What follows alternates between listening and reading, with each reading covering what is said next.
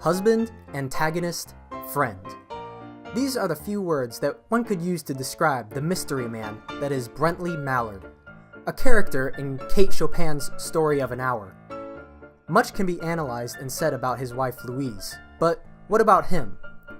First, what does Brently Mallard look like? Well, anybody who's anybody should have a Facebook. Yep, that looks about right. Now, in just the second paragraph, we read, "It was he who had been in the newspaper office when intelligence of the railroad disaster was received, with Brently Mallard's name leading the list of killed." Let's assume Mr. Mallard rode trains quite often, probably a lot of out-of-town work, making the money for the honey. But all that traveling and work can be rough on a person, and let's face it, with a mustache like that, he's probably no stranger to a shot of whiskey. Perhaps his love of liquor got in the way for the love of his wife. In paragraph 15, we read, "And yet she had loved him, sometimes." Is Mrs. Mallard looking back at the times her husband came stumbling in drunk?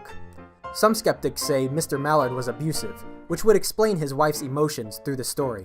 In the last paragraph, he finally makes his appearance, and we read, "He had been far from the scene of the accident, and did not even know there had been one."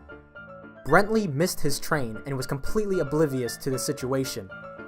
Chopin may have been using his ignorance at that moment to shine light on his character, and his past ignorance toward how his wife felt about him. In the end, maybe Brently Mallard was just a clueless, workaholic drunkard.